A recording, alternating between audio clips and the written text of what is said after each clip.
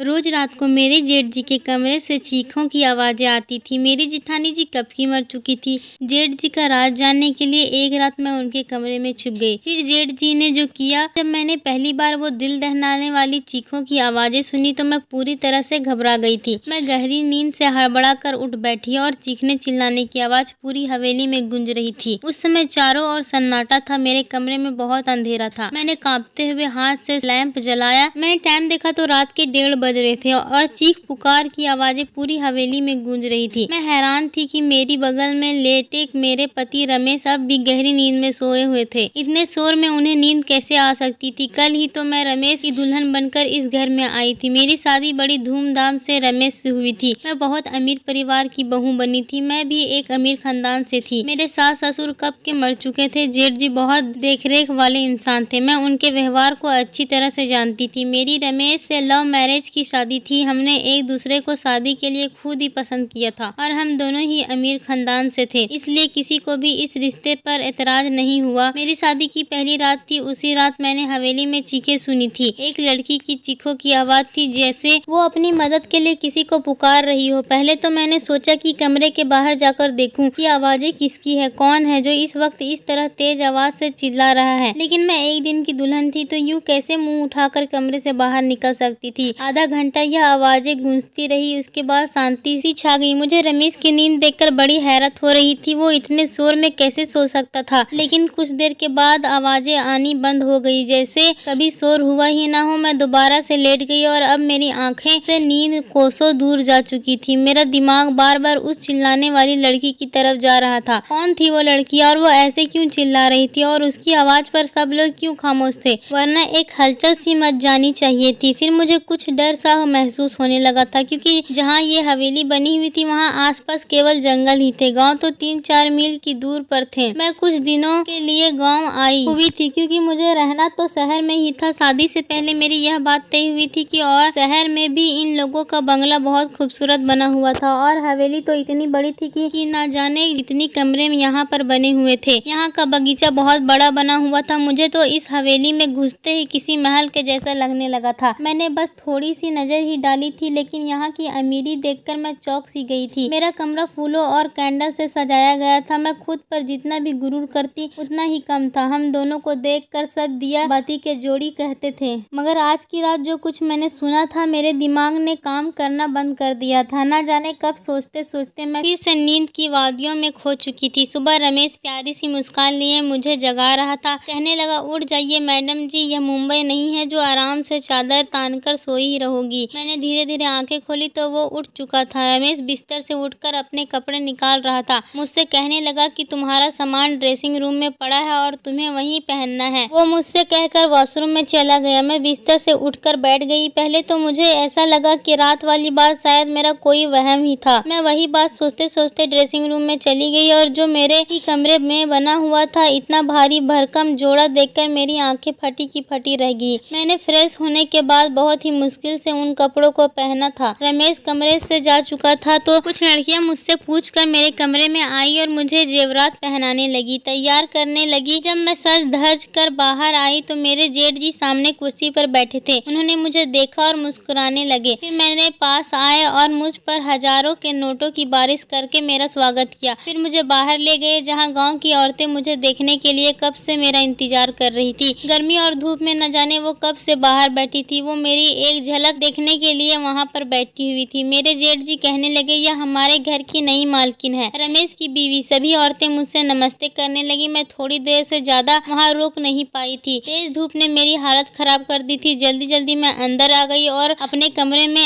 AC on करके बैठ गई। पूरा दिन लगातार लोगों का आना जाना लगा रहा। रमेश से मेरी मुलाकात बस रात को ही हुई थी, वरना वो पूरा दिन मर्दों के साथ ही रहे थे। गाँव के कुछ और ही रस्मों रिवाज होते हैं। पति पत्नी आपस में कम वक्त और दूसरे के साथ ज्यादा वक्त गुजारते हैं। यही मेरे साथ भी हुआ था। रात तक मैं थकान से चूर हो चुकी थी, इसलिए लेटते ही मुझे नींद आ गई और रमेश मुझसे कहने लगा कि गांव के माहौल से तुम परेशान हो गई होगी। वह मेरी तरफ प्यार से देखने लगा। फिर मैंने आंखें खोली और थोड़ा सा मुस्कुरा दी। मैंने कहा, रमेश बस जल्दी से मुंबई वापस जाने का सोचो, मुझे ऐसे माहौल की आदत नहीं है। मेरी बात पर न जाने क्यों रमेश की मुस्कुराहट गायब हो गई थी। फिर वो बेड पर टेक लगाकर बैठ गया और कहने लगा, अभी तो ऐसा मुमकिन ही नहीं है, लेकिन मैं कोशिश करूंगा। मैं नींद में होते हुए भी पूरी आंखें खोलकर उसको घूमने लगी। रमेश, मैं गाँव में 2-3 दिन से ज्यादा नहीं रह सकती, ये बात तुम अच्छी तरह से जानते हो। मुझे घुटन होती है यहाँ के पहनावे से, यहाँ के रहन सहन से। अजीब घुटन सा माहौल है यहाँ का, मैं नहीं रह सकती यहाँ पर। मेरी बात सुनकर वह किसी गहरी सोच में चला गया। उसने सिगरेट निकाली और लाइटर से जलाकर पीने लगा। मैं नींद में चूर थी इसलिए सो गई। रात को फिर से मेरी आंख जोर से खुली थी। वही एक लड़की की चीख पुकार, अपने बचाव के लिए मदद मांगती हुई। मैं तुरंत उठकर बैठी और मैंने रमेश को भी जगा दिया। वो मुझे नींद में देखने लगा। मैंने कहा, रमेश, किसी के चिल्लाने की आवाज आ रही है। मेरी बात पर रमेश ने नजरें चुराई और कहने लगा, कैसी आवाजें? मुझे यहाँ तो कोई आवाज नहीं आ रही है। मैं उसकी यह बात सुनकर हैरान रह गई थी। ये कैसे मुमकिन था? मुझे तो लड़की के चिल्लाने की आवाजें आ रही थी, लेकिन रमेश को नहीं आ रही थी। मैंने हैरत से रमेश की तरफ देखा। मैंने कहा कि ये लड़की की आवाजें तुम्हें सुनाई नहीं दे रही है? वह कहने लगा, नहीं, मुझे कोई भी आवाज सुनाई नहीं दे रही है। मुझे नींद आ रही है, मुझे परेशान मत करो। ये कहकर वह फिर से सो चुका था और मेरा डर के मारे बुरा हाल था। क्या ये आवाजें सिर्फ मुझे ही सुनाई दे रही थी? इसका मतलब कोई भूत प्रेत? यह सोचकर तो मैं डर से कांपने लगी थी। डर की वजह से मैं रमेश से चिपक कर लेट गई। मेरा दिल जोर जोर से धड़क रहा था। अब तो मुझे इस हवेली में एक दिन भी नहीं रुकना था। मुझे तो भूतों आत्माओं से बहुत डर लगता था। अगली सुबह ही मैंने रमेश से शहर जाने की जिद शुरू कर दी। मैंने कहा, मुझे वापस मुंबई जाना है। मुझे डर महसूस हो रहा है। मुझे 2 दिन से यहाँ किसी के चिल्लाने की आवाजें सुनाई दे रही है, जैसे कोई लड़की मदद के लिए पुकार रही हो। मैं यहाँ नहीं रह सकती। डर की वजह से ऐसा लग रहा था जैसे मैं अभी अभी रो दूंगी। और रमेश मुझे ध्यान से देख रहा था। वो बार बार नजरें चुरा रहा था। वो मुझसे कहने लगा, वर्षों से इस हवेली में ऐसे ही साए हैं। किसी किसी को ऐसी आवाजें सुनाई देती है जैसे कि तुम्हें दे रही है, लेकिन उन साए ने कभी भी हमें नुकसान नहीं पहुंचाया। वरना क्या मेरी भाभी यहाँ रह सकती थी? मुझे रमेश की किसी भी बात से चैन नहीं मिल रही थी। मुझे बस मुंबई जाने का इंतजार था। सुबह नाश्ते के वक्त मेरे जेठ जी ने रमेश से पूछा था कि तुम मुंबई वापस कब जा रहे हो? ये सुनकर रमेश का चाय का कप हाथ में ही रह गया था, लेकिन मैं दिल ही दिल में खुश थी कि किसी को तो हमें गाँव में मुंबई भेजने का ख्याल आया। रमेश ने कहा, भाई, जो आपका आदेश। रमेश ने बहुत ही मुश्किल से यह बात कही थी। वो अपने बड़े भाई से बहुत डरता था। जेठ जी कहने लगे, आज शाम तक तुम मुंबई जाने की तैयारी करो, वहाँ के काम देखो जाकर। मैं तो खुशी के मारे फूल नहीं समा रही थी। मैंने जल्दी से चाय खत्म की और कुर्सी पीछे खिसका कर खड़ी हो गई तो मेरे जेठ जी कहने लगे, बहू, आज तुमने नाश्ता ठीक से क्यों नहीं किया? मैंने कहा, मुझे अपनी और रमेश की पैकिंग भी करनी है। शाम तक जाना है तो टाइम लग जाएगा। मेरी बात सुनकर जेठ जी रमेश को घूरने लगे और कहने लगे, तुमने बहू को ये बात नहीं बताई कि अब ये यही हवेली में रहेगी? ये बात मेरे दिल पर लग गई और मैं आश्चर्य से रमेश की तरफ देख रही थी। वो कहने लगा, मैं भूल गया था भाई। मेरे जेठ जी फिर मुझसे कहने लगे, बेटा, तुम अब हमारी इज्जत हो और हमारे घर की औरतें हवेली से बाहर कदम नहीं रखते। तुम यहीं रहोगी। मुंबई में केवल रमेश ही जाएगा। ये सुनकर तो मैं दंग रह गई थी कि रमेश ने पहले यह बात मुझे क्यों नहीं बताई। उसने यही कहा था कि कुछ वक्त मुझे गाँव में रहना पड़ेगा, फिर वह मुझे अपने साथ मुंबई ले आएगा। गुस्से की वजह से उठकर कमरे में चली गई। मुझे झूठ बोला गया था। कुछ देर के बाद ही रमेश कमरे में आया और वो मैं रोने लगी। मैंने कहा, मुझे इस भूत बंगले में नहीं रहना। तुमने मुझसे झूठ कहा था कि हम मुंबई में रहेंगे। तुम अपने भाई से जाकर बता दो। मेरी बात सुनकर वो मेरे पास आकर बैठकर मुझसे बहुत प्यार से बोलने लगा, मैं तुम्हें अभी मुंबई नहीं ले जा सकता। बस तुम कुछ महीने यहाँ रह लो, वैसे ही रहो जैसे यहाँ की औरतें रहती, फिर मैं तुम्हें मुंबई लेकर आ जाऊंगा। मैंने कहा, मैं तुम्हारे बिना यहाँ नहीं रहूंगी। रात के वक्त वह चीखे की आवाज मेरी जान निकाल देती है। मुझे बहुत डर लगता है। वो मुझसे कहने लगा, तुम चीखों पर ध्यान मत दो। वो जो भी है तुम्हें कुछ नहीं करेगी, ये मैं तुमसे वादा कर सकता हूँ। तुम बस कमरा लॉक रखना और रात को बिल्कुल भी बाहर मत निकलना। रमेश की बातों ने तो मुझे बहुत ज्यादा डरा दिया था। मैंने कहा, मैं अकेली रात को इस कमरे में नहीं सो सकती। रमेश कुछ देर तक सोच रहा था, फिर कहने लगा कि ठीक है, मैं भाई से कहकर एक नौकरानी का इंतजाम करवा दूंगा। वो तुम्हारे साथ रात को इस कमरे में सो जाया करेगी, लेकिन तुम बस यह कोशिश करना कि भाई को तुमसे कोई शिकायत ना हो। मैंने इस बात पर सिर हिला दिया। रमेश शाम को मुंबई के लिए निकल चुका था और मैं अकेली रह गई। रात को मेरे साथ एक नौकरानी मेरे कमरे में सोने लगी थी। वो जमीन पर अपना बिस्तर बिछाकर सोती थी और लेट जाती थी। रात को जब वह चीखों की आवाज आती तो मेरी आंख खुल जाती। मैंने महसूस किया था कि जिस वक्त चीखों की आवाज आती थी वो नौकरानी भी करवटें बदलती रहती थी। मुझे ये शक होने लगा था कि शायद वो भी उन आवाजों को सुन सकती है। कई बार मैंने उस नौकरानी से चीखों के बारे में पूछा तो वो उसके चेहरे का रंग उड़ जाता था और वो डर जाती थी। फिर नाम में सिर हिलाने लगती थी और कहने लगती थी, मैंने ऐसी कोई आवाज नहीं सुनी। मैंने उसके डर से यह तो अंदाजा लगा लिया था कि कहानी कुछ और ही है, इसलिए उससे कहा कि मैं जानती हूँ कि वह आवाजें तुम्हें भी सुनाई देती है। मेरी बात सुनकर वह मेरे सामने हाथ जोड़ने लगी और कहने लगी, इस बात की जिक्र हवेली में किसी से भी नहीं करना, वरना बहुत बुरा होगा। उस नौकरानी की बात सुनकर मुझे जानने की चाहत होने लगी थी कि आखिर मालूम भी तो हो कि सारा माजरा क्या है। मैंने रात को जब वो चीखों की आवाजें सुनी तो ये ठान लिया था कि सच्चाई क्या है इसका पता लगा कर रहूंगी, क्योंकि कहीं न कहीं मुझे यकीन हो चुका था कि ये मामला भूत प्रेत का नहीं है। रात को चिल्लाने की आवाज सुनकर मैं उठकर खड़ी हो गई और दबे पांव अपने कमरे के दरवाजे के पास आई और धीरे से दरवाजा खोला। मुझे वो आवाज ऊपर की मंजिल से आ रही थी। मैं धीरे से चलती हुई ऊपर चढ़ गई। वहाँ से वो आवाजें मुझे और भी करीब से सुनाई देने लगी थी। जब मैं उन आवाजों का पीछा करते हुए आगे बढ़ी और सामने कमरे को देखकर मेरे होश उड़ गए। वो तो मेरे जेठ जी का कमरा था, जहाँ से लड़की की चीखों की आवाजें आ रही थी। मेरे चेहरे का रंग उड़ चुका था। मैं वापस नीचे आ गई और अपने कमरे में आकर अपनी बढ़ती दिल की धड़कनों पर काबू पाने लगी। प्रकाश यानी कि मेरे जेठ जी के कमरे में से आ रही थी। आवाज सुनकर मैं ये सोच भी नहीं सकती थी कि वो ऐसे भी हो सकते हैं। उनकी बीवी भी जिंदा नहीं थी, न ही उन्होंने दूसरी शादी की थी। दुनिया के सामने वो कितने बड़े थे। फिर वो आवाजें मैं खुद से ही बात करने लगी। मेरे दिल में उनकी बहुत इज्जत थी। मैं उनके बारे में इस तरह से सोच भी नहीं सकती थी। मेरी आंखों से आंसू बहने लगे। मैं अपने बेड पर बैठकर रोने लगी। मेरा जेठ और औरतों के साथ नहीं, ऐसा कैसे हो सकता है? गांव वाले तो उनकी बहुत इज्जत करते हैं। फिर ये सब क्या था? यह उनका कौन सा रूप था जो आज मैंने अपनी आंखों से देखा था? मेरी पूरी रात जागते हुए कटी थी,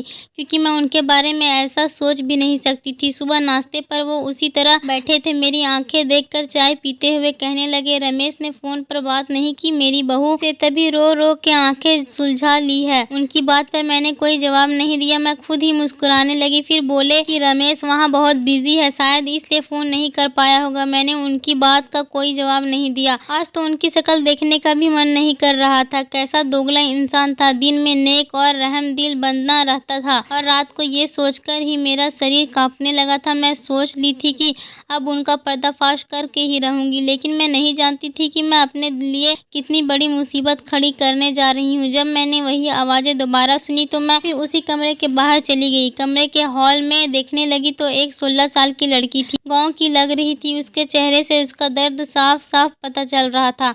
वो हाथ जोड़े अपनी इज्जत की भीख मांग रही थी, चिल्ला रही थी, लेकिन मेरे जेठ जी ने बड़ी बेदर्दी से उसका दुपट्टा उतार कर फेंक दिया। मैं उससे ज्यादा नहीं देख सकती। मैं वापस पलट आई। कैसे भी करके मैंने वो रात काटी थी। सुबह होते ही मैंने रमेश को फोन किया और कहा, तुमने मुझसे इतना बड़ा झूठ बोला। तुमने कहा हवेली में आत्माएं हैं, जबकि ऐसा कुछ भी नहीं है। वो आवाजें गाँव की मासूम लड़कियों की है जो तुम्हारे पिता जैसे भाई के हवस का निशाना बनती है। मेरे मुंह से जो आ रहा था मैंने सब रमेश से कह दिया। मेरी बात सुनकर वो गुस्से में आ गया और कहने लगा कि अपनी जुबान को बंद रखना, जैसे हवेली के सभी लोग रखते हैं, वरना तुम्हें प्रकाश की ताकत का अंदाजा नहीं है। वो तुम्हें जान से मार डालेगा। रमेश की बात सुनकर जितनी हैरानी हुई थी उतनी कम थी। मतलब वो अपने भाई के बारे में यह सारी बातें पहले से ही जानता था और वो भी उनसे मिला हुआ था। इस सब में मैंने फोन बंद कर दिया, क्योंकि बुराई तो होता है देखकर मैं ऐसे चुप नहीं रह सकती थी। मुझे बस एक सबूत चाहिए था, क्योंकि यहाँ ऐसा कोई नहीं था जो प्रकाश के खिलाफ एक लफ्ज भी बोलता। इसलिए मैंने रात होने से पहले ही बीमारी का बहाना बनाया और अपना कमरा लॉक करके अपने कमरे में बंद हो गई। मैं जानती थी कि प्रकाश कब ऊपर जाता है, इसलिए मैं अपने पिछले खिड़की से बाहर निकली और पाइपलाइन के सहारे ऊपर की तरफ पहुंच गई। प्रकाश के कमरे के बाहर की खिड़की उस वक्त खुली हुई थी। मैं उस खिड़की के जरिए उस कमरे में पहुंच गई और उस कमरे को किसी दूल्हे के कमरे की तरह सजाया हुआ था। मैं उसी खिड़की के पास एक कोने में छिप गई। रात 1:30 बजे प्रकाश उस कमरे में और सामने सोफे पर बैठ गया। कुछ देर के बाद उसका नौकर शराब की बोतल लेकर आया और सामने टेबल पर रख दिया। मैंने अपने मोबाइल का कैमरा ऑन कर दिया। कुछ देर के बाद एक 15 साल की मासूम सी लड़की उस कमरे में आई। वो चिल्ला रही थी, बार बार कह रही थी कि उसे उसके घर वालों के पास जाना है। वो नौकर उस लड़की को कमरे के अंदर धकेल कर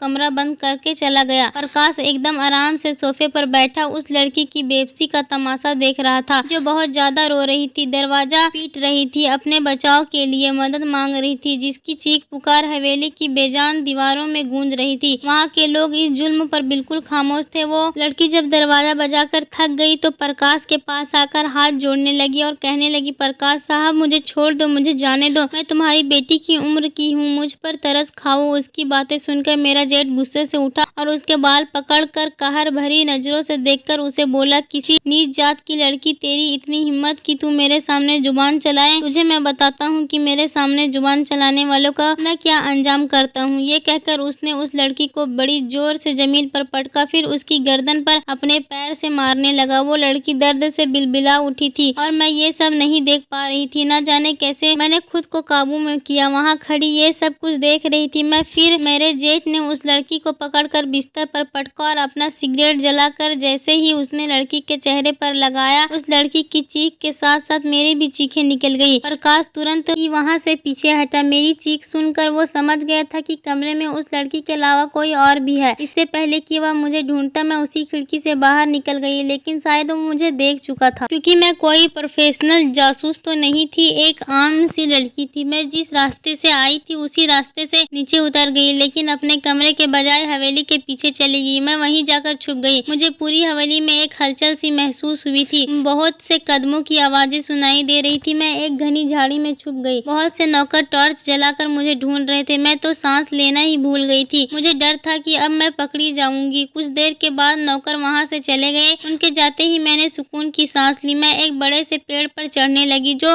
हवेली की दीवार से चिपका हुआ था। उस पेड़ पर चढ़कर मैंने दीवार से दूसरी तरफ देखा तो वो एक घना जंगल था। मैं वहां कूद गई थी। मैं नहीं जानती थी कि मैं उस जंगल को पार करने के बाद कहां पहुंच जाऊंगी, लेकिन मैं लगातार भाग रही थी। सुबह तक मैं भागती रही। जैसे ही हल्की हल्की रोशनी हुई मैं सड़क पर पहुंच चुकी थी। उसी वक्त एक बस मुंबई जाने के लिए वहां से गुजर रही थी। मैं उस बस में बैठ गई और पूरे रास्ते भर मैंने अपना चेहरा दुपट्टे से छुपाया रखा हुआ। मुंबई पहुंचते ही मैंने अपने पापा के दोस्त जो कि IPS ऑफिसर थे उन्हें ये वीडियो दिखा दी। मेरी वजह से उस गाँव के इस घिनौनी खेल का किस्सा खत्म हुआ और प्रकाश के साथ साथ रमेश भी पकड़ा गया था। वो लोग गाँव की कम उम्र लड़कियों के साथ गलत करके उसे दूसरे देश में भेजते थे और कुछ को मार देते थे, और मेरे पति मुंबई से वही काम करते थे और इसलिए वो मुझे अपने साथ नहीं लेकर गए थे। मैंने अब रमेश से तलाक ले लिया क्योंकि मैं ऐसे इंसान के साथ जिंदगी नहीं गुजार सकती थी। मुझे खुशी थी कि मेरी वजह से बहुत सी लड़कियां बच गई थी। दोस्तों, उम्मीद करती हूँ आपको हमारी कहानी पसंद आई होगी। कहानी पसंद आई तो वीडियो को लाइक करें और चैनल को सब्सक्राइब करें।